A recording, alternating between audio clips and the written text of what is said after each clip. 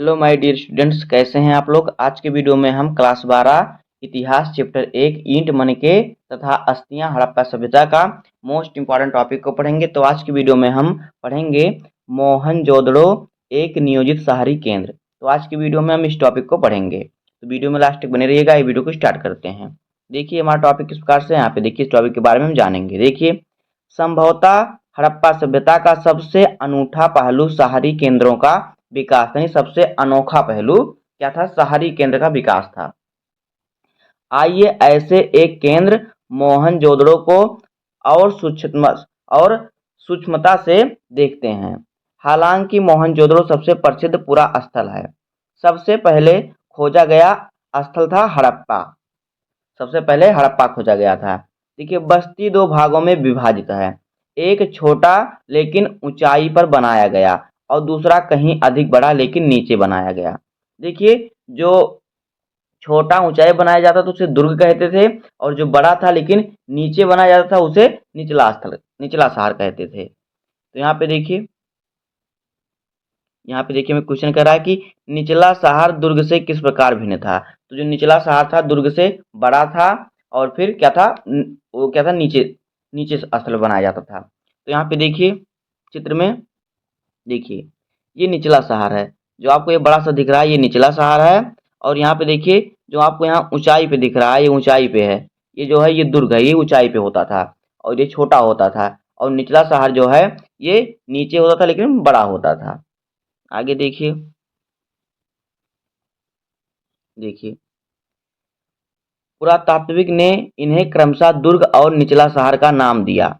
दुर्ग की ऊंचाई का कारण यह था कि यहाँ की संरचनाएं कच्ची ईंटों के चबूतरों पर बनाई गई थी या बनी थी। दुर्ग के दीवार से घेरा गया था, जिसका अर्थ है कि इसे निचले शहर से अलग किया गया था। जो ऊंचा बनाया गया था दुर्ग जो था वो निचले शहर से अलग किया गया था, इसे दीवार से घेरा गया था। निचला शहर भी दीवार से घेरा गया था। इसके अतिरिक्त भवनों को ऊंचे चबूतरों पर बनाया गया था जो नींव का कार्य करते थे। जो भवन थे क्या थे, ऊंचे चबूतरे बनाए गए थे और चबूतरा जो था नींव का काम करता था। अनुमान लगाया गया है कि यदि एक श्रमिक प्रतिदिन 1 घन मीटर मिट्टी ढोता होगा तो मात्र आधारों को बनाने के लिए 40 लाख श्रम दिवसों, अर्थात बहुत बड़े पैमाने पर श्रम की आवश्यकता पड़ी होगी। आगे देखिए, अब कुछ और देखिए। एक बार चबूतरों के यथास्थल बनने के बाद शहर का सारा भवन निर्माण कार्य चबूतरों का एक निश्चित क्षेत्र तक सीमित था। इसलिए ऐसा प्रतीत होता है कि पहले बस्ती का नियोजन किया गया था और फिर उसके अनुसार कार्यान्वयन नियोजन के अन्य लक्षणों में ईंट शामिल है, जो भले ही धूप में सुखाकर अथवा भट्टी में पकाकर बनाई गई हो, एक निश्चित अनुपात की होती थी, जहां लंबाई और चौड़ाई ऊंचाई की क्रमशः 4 गुनी और 2 गुनी होती थी। जो ईंट की लंबाई होती थी, लंबाई और चौड़ाई कैसी होती थी, ऊंचाई की 2 गुनी या फिर 4 गुना होती थी। आगे देखिए, इस प्रकार की ईंट सभी हड़प्पा बस्तियों में प्रयोग में लाई गई थी। अब देखिए हड़प्पा सभ्यता में नालों का निर्माण। तो देखिए नालों का निर्माण हड़प्पा शहरों की सबसे अनूठी विशेषताओं में एक ध्यानपूर्वक नियोजित जल निकासी प्रणाली थी। यदि आप निचले शहर के नक्शों को देखें तो आप यह जान पाएंगे कि सड़कों तथा नालियों को लगभग एक ग्रिड पद्धति में बनाया गया था। सड़क और नालियां जो थी एक साथ बनाई गई थी और ये एक दूसरे को समकोण पर काटती थी। ऐसा प्रतीत होता है कि पहले नालियों के साथ गलियां भी बनाई गई थी या बनाया गया था, और फिर उनके साथ अगल-बगल आवासों का निर्माण किया गया था। यदि घरों के गंदे पानी को गलियों की नालियों से जोड़ता था, तो प्रत्येक घर की कम से कम एक दीवार का गली से सटा होना आवश्यक था। आगे देखिए,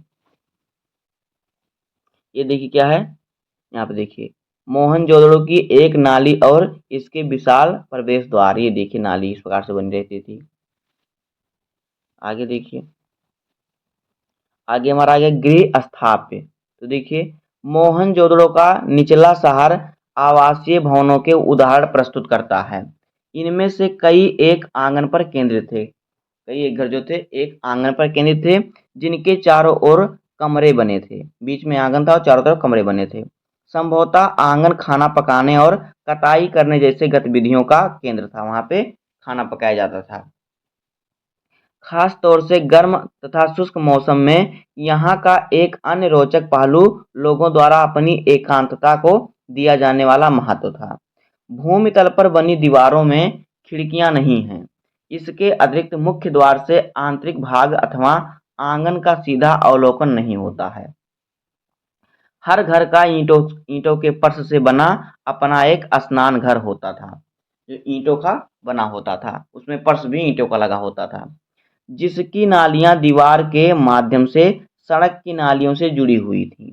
कुछ शहरों में दूसरे तल तथा छत पर जाने हेतु बनाई गई सीढ़ियों के अवशेष मिले थे। कई आवासों में कुएं थे, जो अधिकांशतः एक ऐसे कक्ष में बनाए गए थे जिसमें बाहर से आया जा सकता था और जिनका प्रयोग संभवतः राहगीरों द्वारा किया जाता था। विद्वानों ने अनुमान लगाया कि मोहनजोदड़ो में कुओं की कुल संख्या 700 थी। कितनी संख्या थी कुओं की? 700। इसको याद कर लीजिए। मोहनजोदड़ो में कुओं की संख्या कितनी थी? 700 थी। आगे देखिए, यहाँ पे देखिए कह रहा है कि आंगन कहाँ पे है। यहाँ पे देखिए इस प्रकार से बीच में होता था और फिर किनारे किनारे पर कमरे बने होते थे, बीच में स्नान घर बना होता था, जिसमें क्या होता था, इस प्रकार से इन लोगों का खाना पकाते थे बीच में, और किनारे किनारे पर क्या करते थे, रहते थे कमरों में। बीच में प्रवेश द्वार रहता था। आगे देखिए, यहाँ पे देखिए इस प्रकार से। अब ये क्या है? दुर्ग। देखिए इस प्रकार से यहाँ पे देखिए दुर्ग, हमें जो ऊंचाई बनता था वो दुर्ग होता था। दुर्ग के बारे में देखिए क्या है। देखिए दुर्ग पर हमें ऐसी संरचनाओं के साक्ष्य मिलते हैं जिनका प्रयोग संभवतः विशिष्ट सार्वजनिक प्रयोजनों के लिए किया जाता है या किया जाता था। इनमें एक माल गोदाम एक ऐसी विशाल संरचना है जिसके ईंटों से बनी केवल निचली हिस्से ही शेष हैं। क्या है? माल गोदान। इसमें देखिए माल गोदान कहाँ है।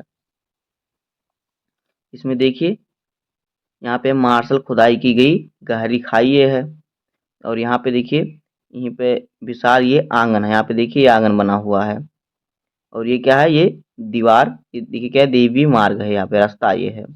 इसी प्रकार से यहाँ पे देखिए विशाल स्नान घर बना हुआ है। तो यहीं पे सब इस प्रकार से बना था। आगे देखिए, जिनके ईंटों से बने केवल निचले हिस्से शेष हैं, जबकि ऊपरी हिस्सों से जो संभवतः लकड़ी से बने थे बहुत पहले ही नष्ट हो गए थे, और विशाल स्नानघर सम्मिलित हैं। विशाल स्नानागार आंगन में बना एक आयताकार जलाशय था, या जलाशय है। यहाँ पे देखिए ये विशाल स्नानागार है, यहाँ पे देखिए जो बना हुआ है ये, तो ये क्या है? जलाशय है, जो चारों ओर से एक गलियारे से घिरा हुआ था। यहाँ पे देखिए, ये देखिए चारों तरफ से एक गलियारे से क्या है? घिरा हुआ है। आगे देखिए, जो चारों तरफ से क्या था? एक गलियारों से घिरा हुआ था। जलाशय के तल तक जाने के लिए इनके उत्तरी दक्षिणी भाग में 2 सीढ़ियां बनी थीं। जलाशय के किनारों पर ईंटों को जमा कर तथा जिप्सम के गारे के प्रयोग से इन्हें जलबद्ध कर दिया गया। जल में इन्हें क्या, जैसे कि लोग सिरमिट को जमा देते हैं, इसे जमा दिया गया था।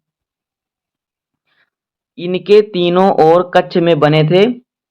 इनके तीनों ओर क्या में कक्ष में बने थे, जिनमें से एक एक बड़ा कुआं था। जलाशय से पानी एक बड़े नाले में बह जाता था। इसके उत्तर में एक गली के लिए दूसरे इनके उत्तर में क्या होता है? एक गली के दूसरे ओर एक अपेक्षाकृत छोटी संरचना थी, जिनमें 8 स्नानघर बनाए गए थे। एक गलियारे के दोनों ओर 4-4 स्नानघर बने थे। प्रत्येक स्नानघर प्रत्येक स्नानघर से नालियां गलियारों के साथ साथ बने एक नाले में मिलती थीं।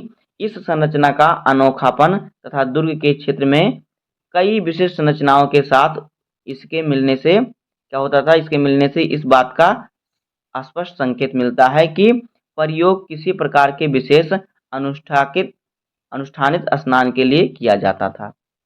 दोस्तों इस प्रकार से हो जाएगा इस चैप्टर का मोस्ट इंपॉर्टेंट टॉपिक। तो मिलते हैं किसी नेक्स्ट वीडियो में। अगर आपको वीडियो पसंद है तो वीडियो को लाइक कर दीजिए, चैनल पर सब्सक्राइब कर दीजिए, बेल आइकन प्रेस कर दीजिए, क्योंकि बोर्ड एग्जाम के हर इंपॉर्टेंट टॉपिक का वीडियो आपको चैनल डेली मिलता रहेगा। तो मिलते हैं किसी नेक्स्ट वीडियो में, तब तक के लिए धन्यवाद। जय हिंद।